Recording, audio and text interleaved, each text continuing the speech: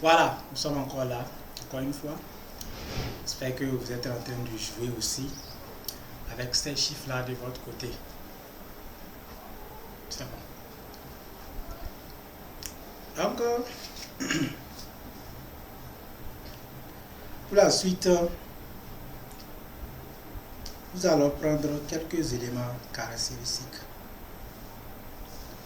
Donc, l'âge, la taille, la température aussi.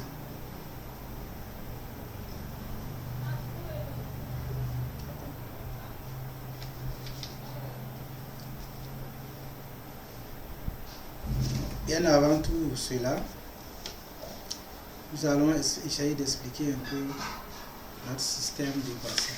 Pourquoi ce système? Je vais vous expliquer pourquoi j'ai décidé de procéder ainsi. On est arrivé à obtenir 4 formules, n'est-ce pas?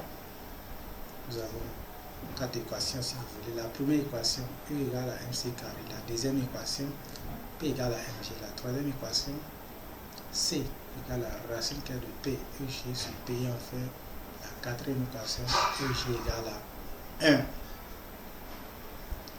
Je vais commencer par la dernière équation. Nous savons que G, c'est une constante de pesanteur, d'accord? Donc ça, je préfère négliger ça et garder E. Le E ici, c'est l'énergie. Ça, on ne peut pas négliger l'énergie. Déjà, l'homme représente une source d'énergie. D'accord? Ça veut dire quoi? Ça veut dire conclusion, nous allons utiliser l'énergie. Secondo, vous prenez P égale à M fois G. Le G est toujours là. Maintenant, on ne peut pas parler du poids sans la masse.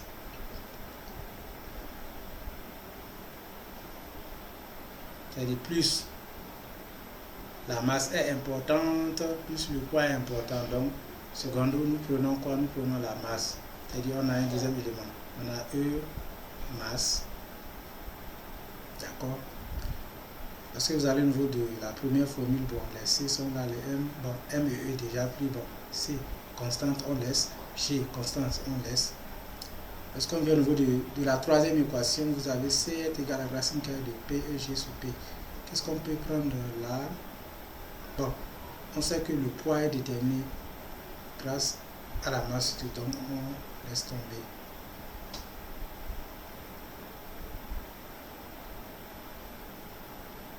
Non, non. Nous prenons le poids. D'accord?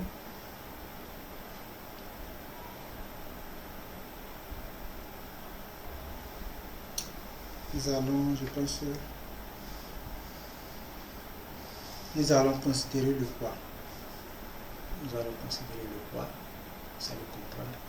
Parce que lorsqu'un individu est malade,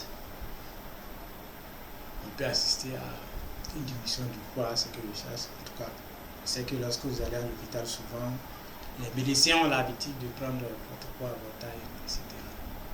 Donc, nous allons prendre l'énergie, la masse, le poids. L'énergie, la masse, le poids. Ça fait combien d'éléments déjà? 3. Donc, j'ai dit l'énergie, la masse, le poids. Ensuite, on aura aussi besoin de la taille, la température et l'âge. Au total, ça fait 6 choses.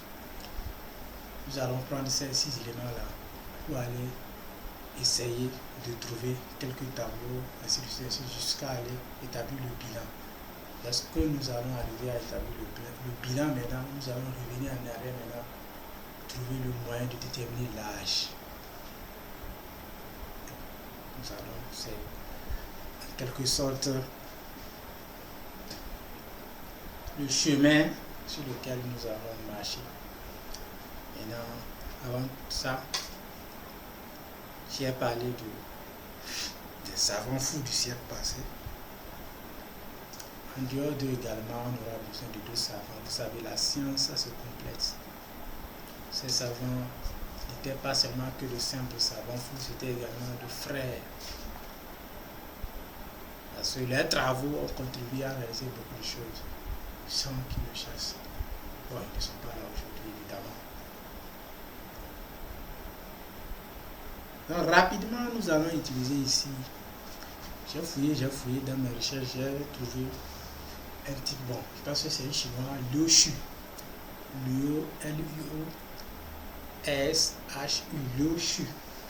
Et il y a quelque chose ici.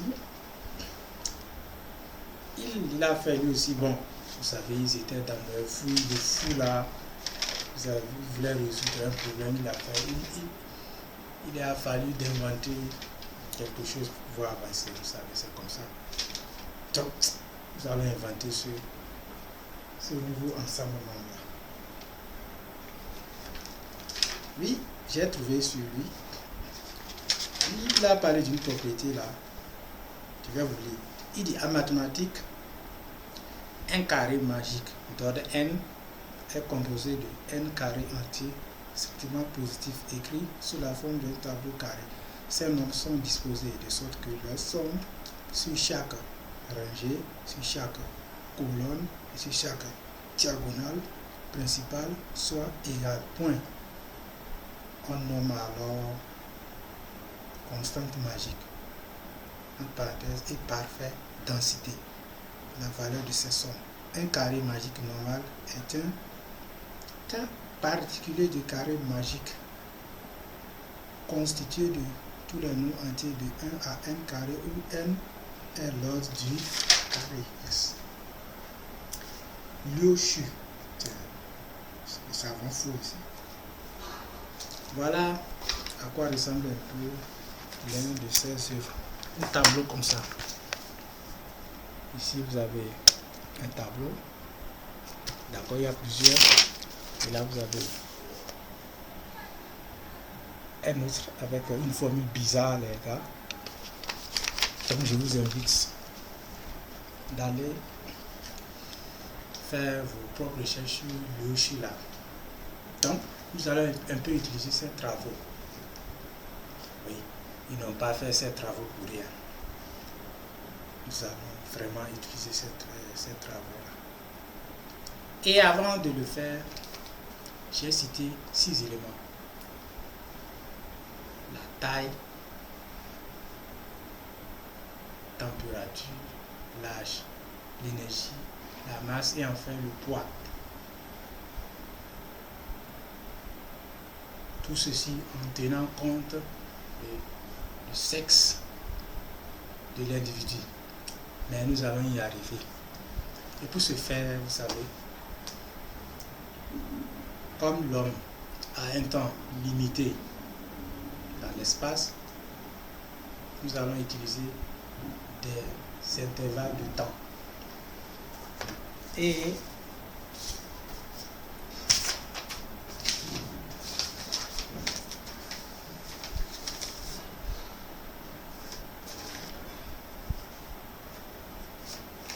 voici ces intervalles de temps. Nous allons prendre l'intervalle de 0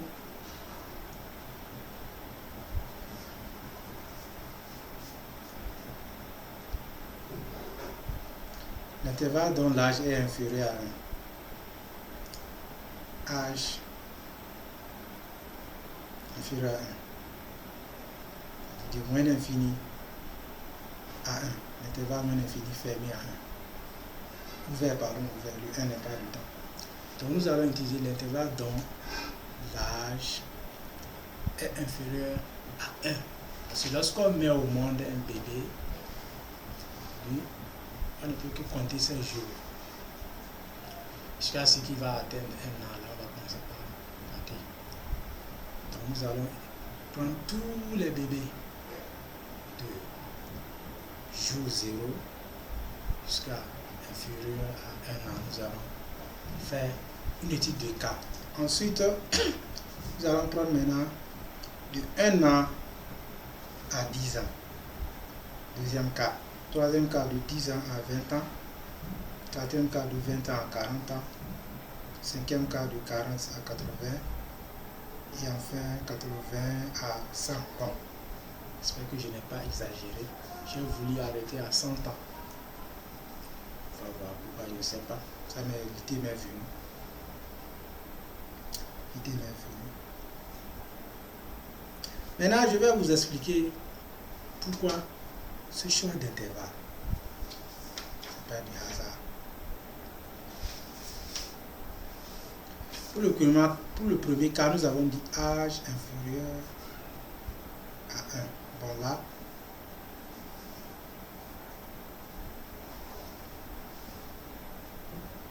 il y a une infinité dedans. Je ne me base pas trop sur l'intervalle là. Prenons l'intervalle de 1 à 10. D'accord? Nous allons prendre les nombres qui sont en 2, 2. Vous savez, si c'était chaque chose double quoi, c'est comme nommer la femme quoi. Donc j'ai dit 1 à 10, nous avons 10 à 20, je vais réécrire les intervalles. Donc patienter 20, 40, 40, 80,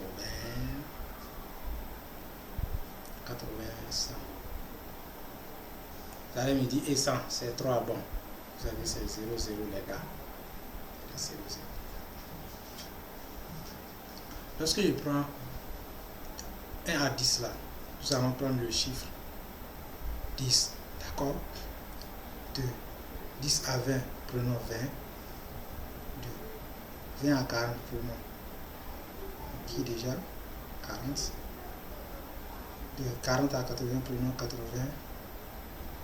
Et enfin, nous allons prendre 100. Donc ça nous fait 1, 2, 3, 4, 5 catégories de nombres, d'accord? Nous allons essayer d'associer ces catégories-là. Lorsqu'on prend 10, on va associer 10. 10, ça fait 1 plus 0. Ça fait combien les gars? Ça fait 1. Prenez 20. Ça fait 2 plus 0. Ça fait combien? 2. 40. 4 plus 0 les gars, ça fait 4. 80. 8 plus 0 les gars, ça fait 8. 100, ça fait 1. Plus 0 plus 0, ça fait 1.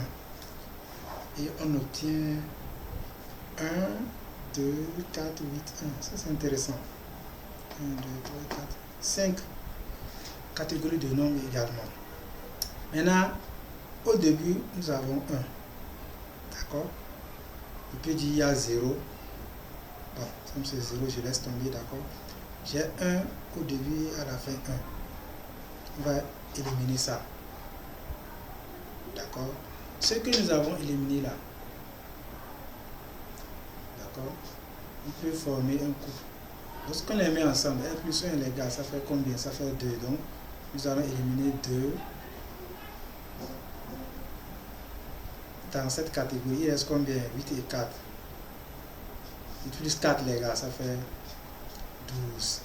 Un an, avec combien de mois les gars? Ça fait 12 mois. Par conséquent, c'est à ce niveau, l'idée m'est venue d'inventer déjà, je commence. J'ai inventé un intervalle. Et l'intervalle, je l'ai appelé l'IV, c'est-à-dire l'intervalle de vie. Et puis vous notez l'intervalle là, vous ouvrez cocher, vous mettez 1, 0.2, 0.4, 0.8, 0.1. Ça, c'est l'IV. Donc l'IV est composé de 5 chiffres à l'intérieur. Vous avez 1, 2, 4, 8, 1. Je répète, j'ai appelé ça l'IV. Donc, au cours des prochaines vidéos et tout ça là, parce que je vais dire l'IV, sachez que je suis en train de parler de mon intervalle de vie. Likez les gars, likez. Donc, les chiffres restants, lorsqu'on les associe, ça nous fait 12. Et le chiffre 12 nous ramène à dire, dans un an, nous avons 12 mois. Oui, ça c'est parfait. D'accord? Maintenant, après ça, nous allons utiliser un tableau de Loshi. Il y a plusieurs tableaux, je vous ai montré. Les tableaux qu'on veut utiliser ici, c'est lequel? Déjà, nous allons choisir son deuxième cas de tableau. Le deuxième cas de tableau, je vais essayer de représenter ici à mon niveau. Bon, le tableau a 3 lignes, 3 colonnes. D'accord? 3 lignes, 3 colonnes. Donc, le tableau a 3 lignes, 3 colonnes. Dans le tableau, nous avons AB au carré. Bon, sur une colonne. A carré, B. Deuxième colonne, j'ai AB, j'ai A carré, B carré. Troisième colonne, j'ai A carré, B carré et enfin A quoi. À la fin, vous aurez un tableau comme ça. Si c'est au niveau des lignes, première ligne, vous aurez A, B carré, 1, A carré, B. Deuxième ligne, A carré, AB, B carré. Troisième ligne, B, A carré, B carré, A. Ça dit, vous allez constater que c'est quelque chose d'hallucinant. C'est pourquoi ça m'a plu, j'ai décidé de terminer cette propriété-là ici. Là, j'essaie de... Comme j'ai fait quoi? Il a créé sa propre imagination, puis il a transformé ça en réalité de quelque chose de... Les gars, ils jouent juste avec un mélange de lettres et de chiffres. J'aime ça. Le petit chapeau. Ensuite, il y a une formule qui accompagne cela. Il dit M, grand M de n égale à 1 demi de n, facteur de n au cube plus 1. Nous allons voir la formule plus tard, l'expliquer si possible. Il y a une propriété, définition. Je vais lire. Définition, on dit dans un carré magique, virgule, la somme de chaque ligne horizontale, la somme de chaque ligne horizontale, oui, de colonne verticale, oui, et de chaque diagonale est égale à un même nombre qu'on appelle la somme magique. Waouh! Waouh! Ça, c'est vraiment fantastique. Le gars, il a mis le mot magie dedans, magique. Ou bien pour l'ensemble des nombres, je vais appeler ça les nombres magiques, les nombres fantastiques. Bon, entre les deux là, je suis en train de voir. Donc, donnez-moi votre avis.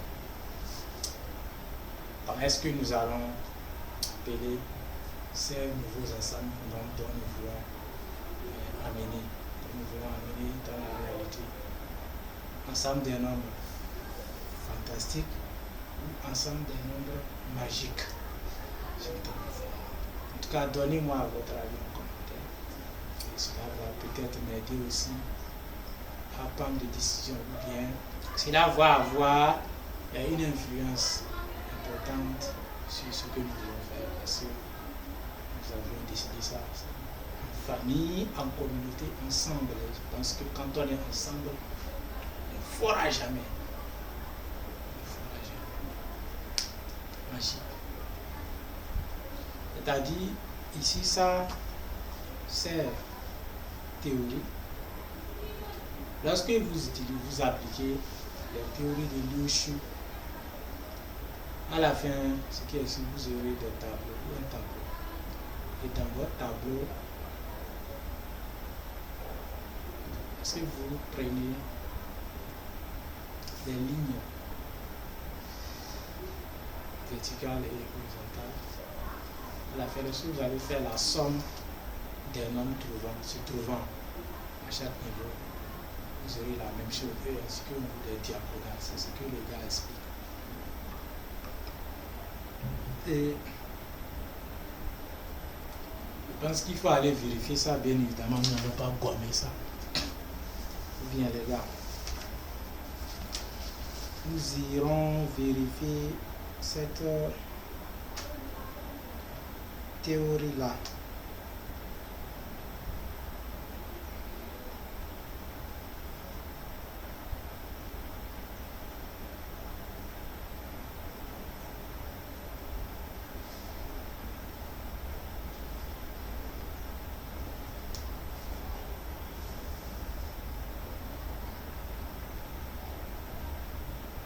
Donc, dans le tableau, nous avons A et B. Bon. Et bon, A étant un inconnu, d'accord. Le B, un inconnu. Ah. Ce que nous voulons prendre dans notre étude de cas ici, bon, ces trois inconnus là, on va utiliser le tableau à trois inconnus là, c'est ce que je disais.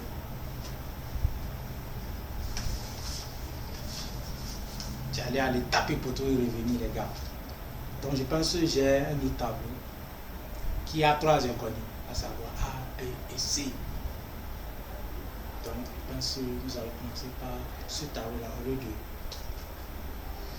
du tableau que j'ai pris, mais je vais laisser ça quand même, ça va aider à la suite. Maintenant concernant le premier tableau, je vais bien montrer ça. Je vais représenter ça ici et vous expliquer à quoi ça se ressemble. Un instant. Je vais prendre la peine de... Parce que là, il y a des choses mélangées vraiment. Il ne faut pas que je fasse d'erreur. Sinon, nous allons créer une guerre mondiale. Une guerre de scientifiques ici.